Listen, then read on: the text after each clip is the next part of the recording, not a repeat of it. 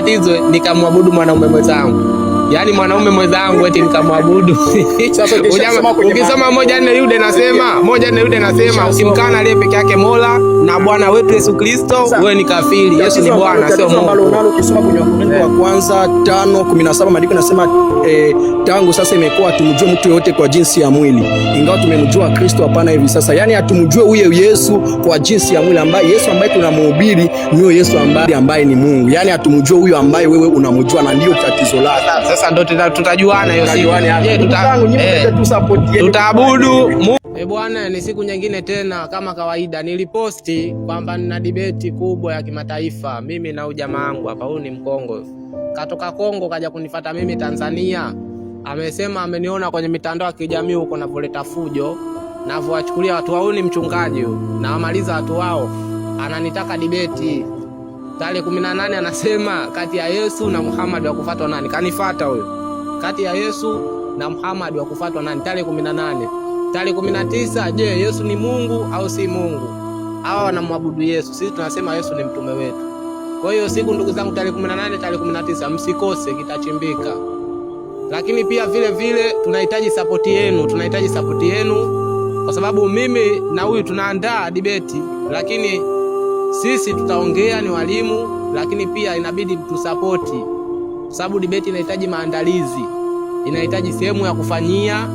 Ndio maana nilivyoposti ile bango sijaweka sehemu ya kufanyia kwa sababu bado maandalizi hayajakamilika. Unaweza ukatusupport kwa vyovyote vile.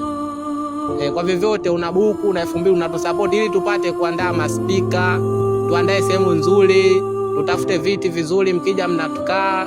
Yaani tuweke mazingira yawe mazuri, ndipo tutakapotangaza mazingira yakishakuwa mazuri sasa ndio tutaanza kutangaza tutafanya debate sehemu gani. Kwa ndugu yangu yoyote kama unahitaji usupport, labda wewe unaturubai, unapiga simu kwa sababu tunaweza tukafanyia ukumbini mazingira yakiwa mazuri zaidi. Kwa ndugu zangu, sisi tunahitaji support yenu. Sisi tunatangaza neno la Mungu. Sisi tunafanya kazi ya Allah. Huyu ndugu yangu anasema yeye Mkristo. Sasa mimi nataka nimsilimishe. Sisi tunafanya kazi ya Allah. Kwa hiyo inabidi mtu support kwa namna moja au kwa namna nyingine. Mimi sina uwezo wa kwenda kukodi ukumbi peke yangu. Niende nikodi speaker peke yangu. Niende nikodi vifaa peke yangu. Siwezi. Kwa hiyo nahitaji support yenu ili tuweze kulikamilisha ile jambo tarehe 18 na tarehe 19. Na kama imeshindikana, basi tutafanya online, tutaita waandishi wa habari, wakina simulizi, waandishi wa habari wote tutawaita wakina simulizi. Kama mnavyoona wale waandishi wa habari ambao wanahusika na vitu kama hivyo, wanaojiga mashehe, wakina Shafi, wakina Mazinga, tutafanya sisi wenyewe, mtatufuatilia live. Lakini kama ikiwezekana, kwa sababu watu mlinitafuta kwenye box mnasema mmemisi sana midahalo. Kwa nini mashehe afanye midahalo? Sasa midahalo ndio hapa kwanza kimataifa. Na mlikuwa mnatamani siku moja mnasema mimi ni Mazinga wa pili. Huyu jamaa kanifuata anataka wote utakuwa Muislamu. Wewe nitakusilimisha.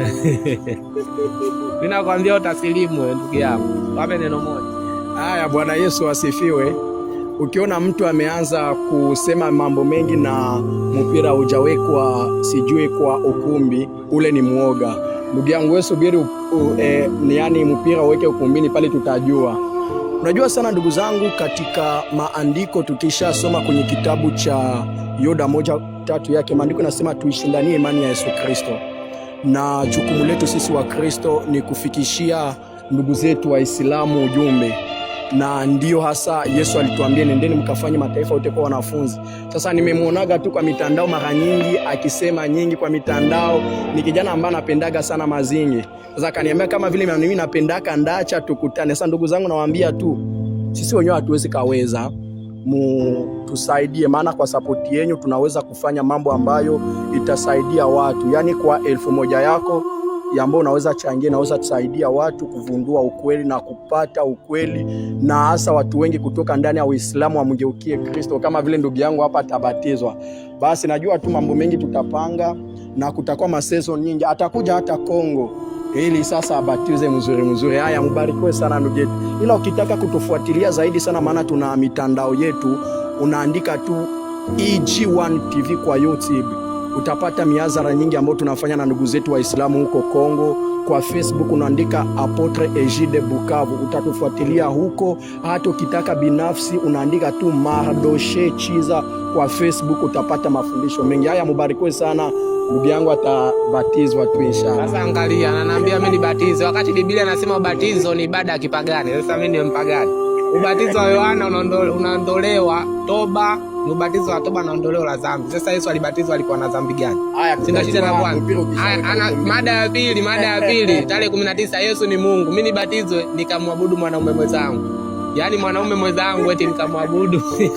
Ukisoma 1:4 Yuda nasema ukimkana aliye peke yake Mola na Bwana wetu Yesu Kristo, wewe ni kafiri. Yesu ni Bwana sio Mungu. Ukisoma kwenye Wakorintho wa kwanza 5:17 maandiko nasema tangu sasa imekuwa tumjue mtu yote kwa jinsi ya mwili, ingawa tumemjua Kristo hapana hivi sasa. Yaani hatumjue huyo Yesu kwa jinsi ya mwili, ambaye Yesu ambaye tunamhubiri ni Yesu ambaye tunamhubiri ambaye ni Mungu. Yaani hatumjue huyo ambaye wewe unamjua, na ndio tatizo lako. Sasa ndio tutajuana hiyo siku. Tutaabudu Mungu ambaye ametoka sehemu ya asili ya mwanamke au tutamwabudu Mungu aliyekuwa mbinguni aliyomsema Yesu? Na uzima wa milele ndio huu, akujue Mungu apekee wa kweli na Yesu Kristo aliyemtuma. Ndugu zangu, tarehe 18 tarehe 19 tunahitaji support zenu. Asalamu alaykum wa rahmatullahi wa barakatuh.